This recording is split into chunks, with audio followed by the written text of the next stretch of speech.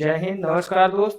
एक मसला इस बात का है कि हॉर्मुज़ जलसंधि की जो कहानी है, वो अपने तरीके से खत्म होने की ओर अग्रसर अब नहीं हो रही। हॉर्मुज़ की खाड़ी और भारत किस तरीके से एक समंदर का रास्ता, सिर्फ 33 किलोमीटर चौड़ा ये रास्ता है और पूरी दुनिया का ध्यान अपने ऊपर खींचे हुआ है। लेकिन अगर ये रास्ता सिर्फ एक दिन के लिए बंद हो जाए, तो किस तरीके से खाड़ी देश का व्यापार पूरी तरीके से बंद हो सकता है और किस तरीके से खाड़ी देश की पूरी आर्थिक स्थिति और तबाही का मंजर हो सकता है, वो उसके साथ साथ जो पूरा पश्चिम एशिया है वो किस तरीके से प्रभावित हो सकता है, यह मुख्य विषय होने जा रहा है। तो किस तरीके से पूरी दुनिया की अर्थव्यवस्था घुटनों पर आ सकती है, भारत के पेट्रोल पंप लंबी लंबी लाइनें जो लग सकती हैं, शेयर बाजार धड़ाम हो सकता है और आपकी जेब से हर महीने हजारों रुपए जो ज्यादा निकल सकते हैं, तो उसका सिर्फ एक रास्ता है, वो हॉर्मुज़ जलसंधि है। इस रास्ते का नाम हॉर्मुज़ की खाड़ी या हॉर्मुज़ जलसंधि बोलते हैं, ठीक है। और आज हम समझेंगे क्या ये दुनिया सबसे खतरनाक जगहों में से एक है और किस तरीके से इसका पूरा प्रोस्पेक्टस देख रहे हैं कि इसका भारत पर क्या असर पड़ सकता है या क्या असर पड़ा है। इसके पहले भी इसकी कहानी निकल के आ चुकी है और सबसे बड़ा सवाल, भारत का असली रास्ता क्या होने जा रहा है या भारत अब इस पे किस तरीके से निर्भर होने की तैयारी कर रहा है।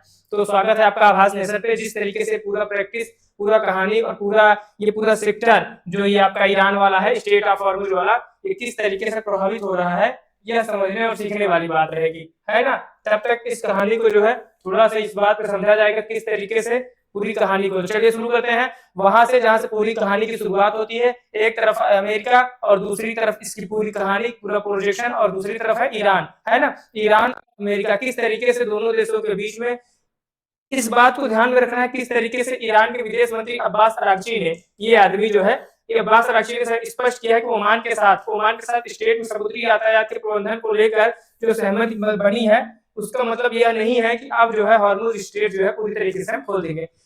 तो ऐसे देश जिनके भी दशकों से तनाव चला रहा है, अमेरिका और ईरान, बातचीत की मेज पर दोनों बैठते हैं, लेकिन एक दूसरे पर दबाव बनाने का सिलसिला जारी रहता है। कोई भी झुकने को तैयार नहीं। अमेरिका का मकसद साफ है, वो अपनी राजनीति, अपनी दाल रोटी, देखिए ये है हॉर्मुज़ ऑफ स्ट्रेट जिस तरीके से, और ये है बंदर अब्बास, जो मुख्य फेमस जगह है वो है बंदर अब्बास। ये आपका ईरान है, ठीक है। और इधर आप देखेंगे तो गल्फ ऑफ ओमान है, इस साइड में गल्फ ऑफ ओमान बना हुआ है, ठीक है। ये पूरा, और इधर नीचे देखेंगे यूएई, ठीक है। याद रखना कि ईरान के नीचे यूएई ओमान है, ईरान के जस्ट नीचे वाला हिस्सा है, ठीक है। लेकिन ईरान भी कोई कमजोर पड़ने की ओर अग्रसर नहीं है, ईरान भी पूरी ताकत के साथ लगा हुआ है, कोई कमजोर खिलाड़ी इसमें नहीं है।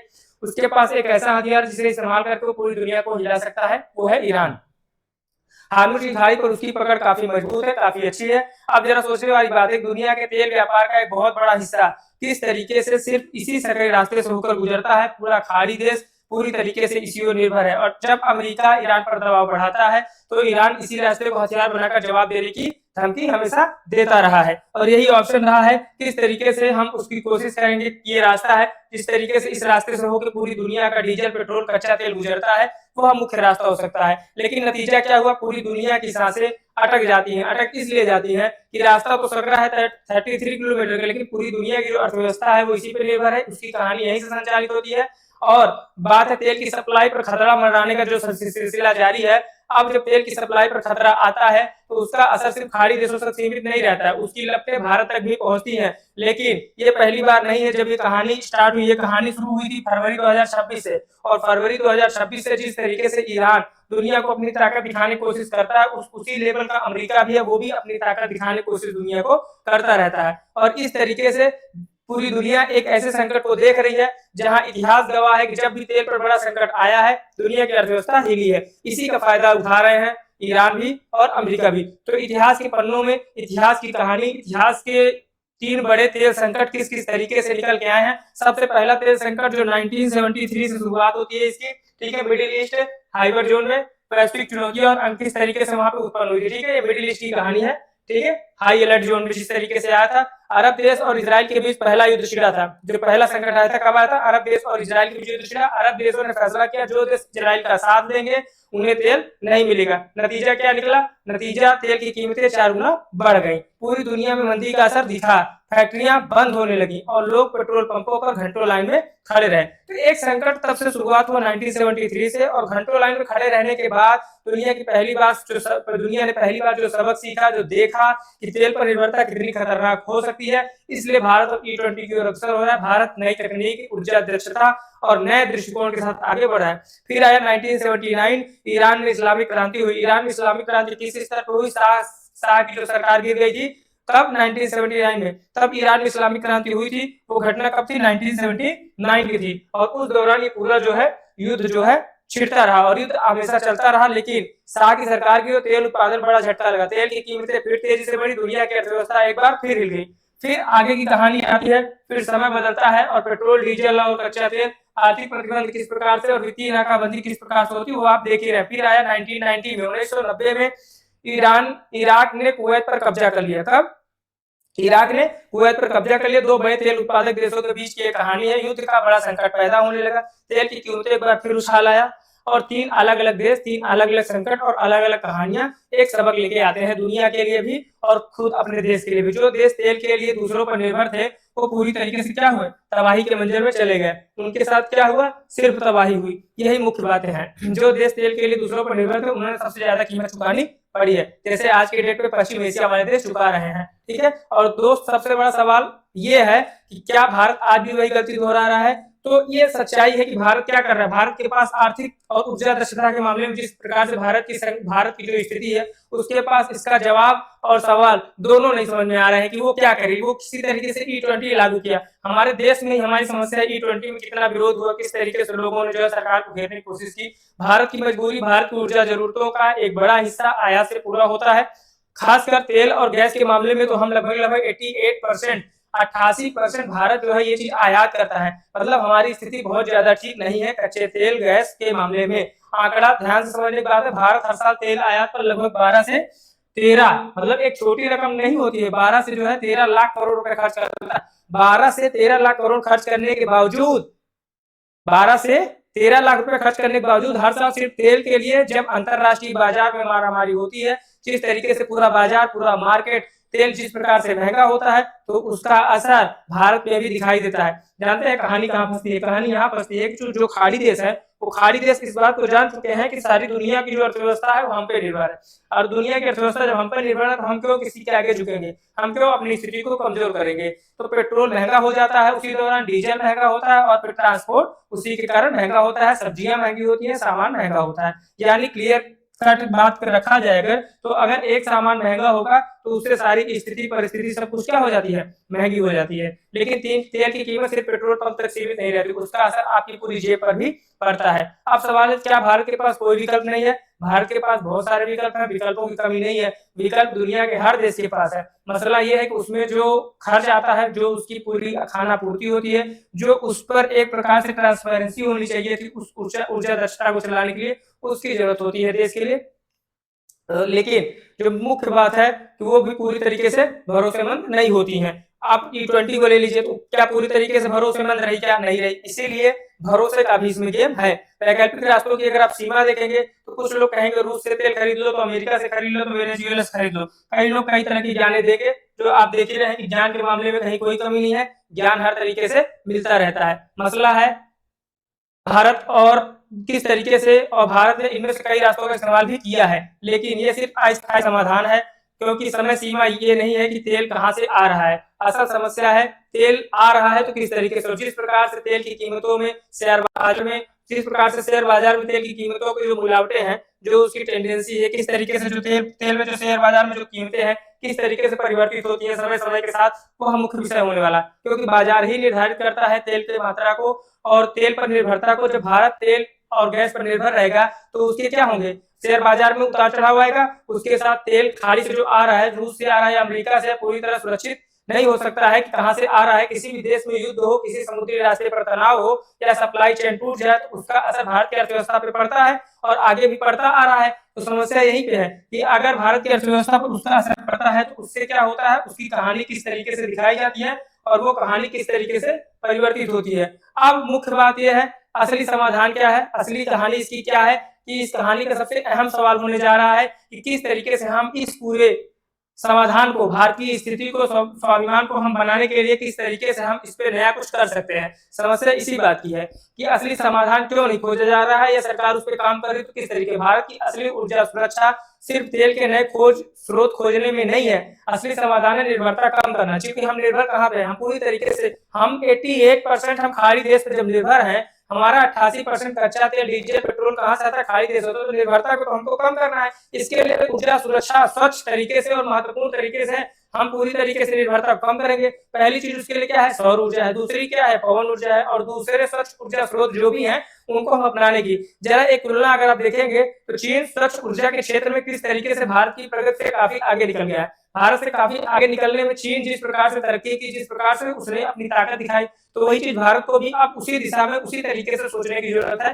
भारत भी इसी रफ्तार से स्वच्छ ऊर्जा में निवेश को बढ़ाए तो क्या हो सकता है, किस तरीके से क्रांति आ सकती है। और दूसरी क्रांति छोड़िए, जो पैसा आप खर्च कर रहे हैं, जो पैसा हम ट्रांसपोर्ट में खर्च करते हैं, जो पैसा हम खाड़ी देशों से डीजल पेट्रोल कच्चा तेल ले आने में खर्च कर रहे हैं, वो पैसा हम कहाँ करेंगे, अपने यहाँ करेंगे, है ना। तो जो पैसा हर साल तेल आयात में खर्च होता है उसका बड़ा हिस्सा देश के अंदर ही रह जाएगा और उसे लगाया जा सकता है शिक्षा में, स्वास्थ्य सेवाओं में, सड़क और रेलवे मैनेजमेंट, बुनियादी ढांचे में, इन सारे सेक्टरों में हम क्या करेंगे, नई तकनीक के रूप में उसको हम ऊर्जा खर्च कर देंगे। यानी पूरा काम किस क्षेत्र में करना है हमको, देखिए ग्लोबल ऑयल क्राइसिस कब हुआ था पहली बार 1973 में, जो हम आपको बता दिए। दोबारा कब हुआ 1979 में, Iran revolution, Islamic Republic stability, फिर 1990 में हुआ गल्फ वार जो ईरान के इराक और कुवैत के बीच, फिर 2026 में, मतलब अभी तक 4 बार ये पूरा सेक्टर हो चुका है। जो सिग्निफिकेंट ग्लोबल इवेंट्स है अभी 2026 में चल रहा है। तो सिर्फ पेट्रोल बचाने की बात नहीं, सिर्फ डीजल बचाने की बात नहीं, ये बात है अर्थव्यवस्था की सुरक्षा का,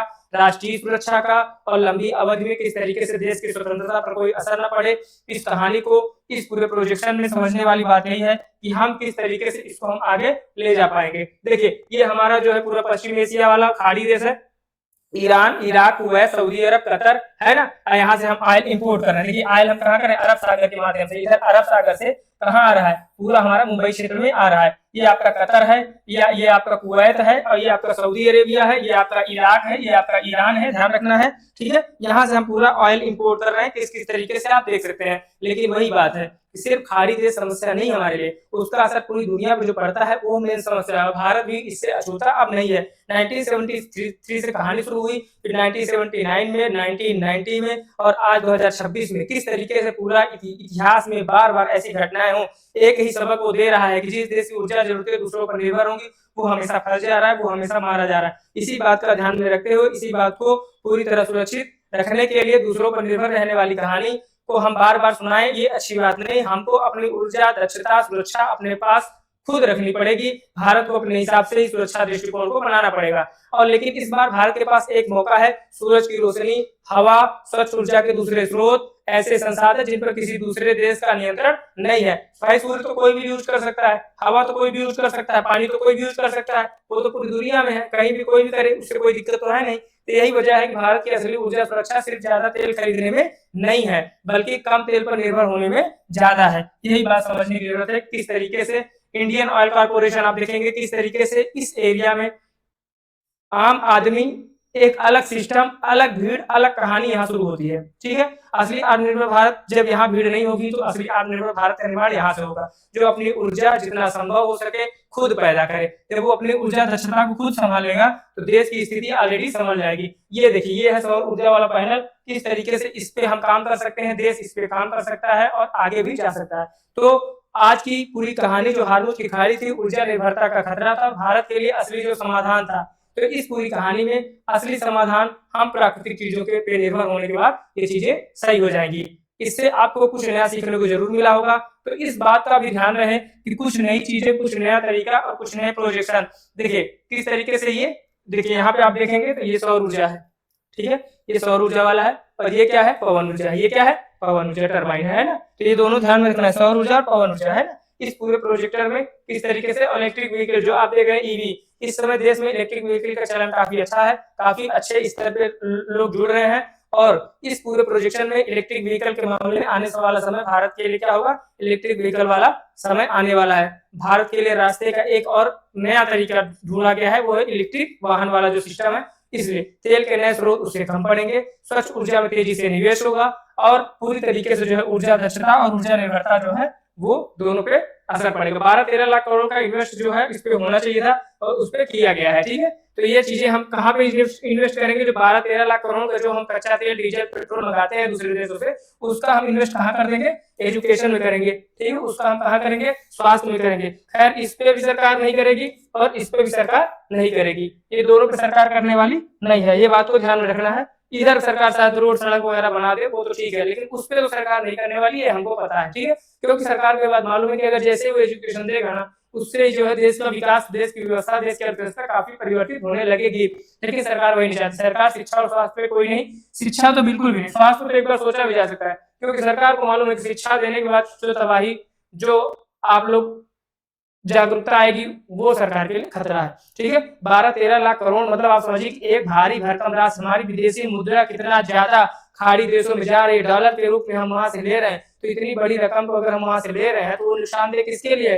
भारतीय अर्थव्यवस्था के लिए। हमारा यही विदेशी मुद्रा भंडार अगर बचेगा, तो हम दुनिया के सामने अपनी अलग ताकत दिखा पाएंगे। यही समस्या है, इसी की ताकत को हम दुनिया के सामने प्रस्तुत करेंगे, और उसी से जो है हमारा जो है एक आशावादी जो है भारत बन पाएगा, और उसी तरीके से भारत को नई दिशा में प्रस्तुत कर पाया जाएगा, ठीक है। यही एक असली दिशा है भारत के लिए, और असली सोच है कि जिस प्रकार से जो है आत्मनिर्भर भारत की ओर हम लोग आगे बढ़ेंगे। और इस बात की भी प्रधानमंत्री ने काफी अच्छे से जिक्र भी किया है कि आत्मनिर्भर भारत के लिए। और एक बात और भी है कि प्रधानमंत्री भले ही भारत की जनता पर निर्भर है, लेकिन आप उनको यही बताएंगे कि हम आत्मनिर्भर भारत की ओर अग्रसर हो रहे हैं, ठीक है। लेकिन समस्या इसी बात का है कि इस पे हम या भारत कितना काम कर पाया है, कितना अभी आगे करने की जरूरत है। अब हम E20 पे तो आ चुके हैं, आगे हम कितना आगे बढ़ेंगे वो मुख्य विषय होने जा रहा है। फिलहाल खाड़ी देशों से कच्चे तेल, गैस के लिए आत्मनिर्भरता किसी भी देश की आर्थिक स्थिरता और संप्रभुता के लिए बड़ा खतरा है। पश्चिम एशिया भू राजनीतिक तनाव जैसे हार्मुज जलडमरू, मध्य में गतिरोध और सैन्य संघर्ष वैश्विक ऊर्जा आपूर्ति को तुरंत बाधित कर देते हैं, जिससे कच्चे तेल की कीमतें आसमान छूने लगती हैं।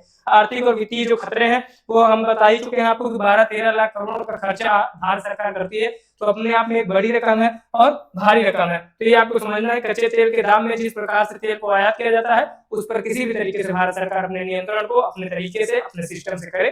तब तक के लिए सुरक्षा के दृष्टिकोण से, ऊर्जा दक्षता के दृष्टिकोण से हम यह उम्मीद रखेंगे कि भारत सरकार इस पर जरूर आगे कदम बढ़ाएगी, और जरूर एक अच्छा ऊर्जा और एक अच्छा ऊर्जा क्षेत्र में कदम बढ़ेगा, और अच्छे भारत का निर्माण होगा। तब तक के लिए जय हिंद, जय भारत।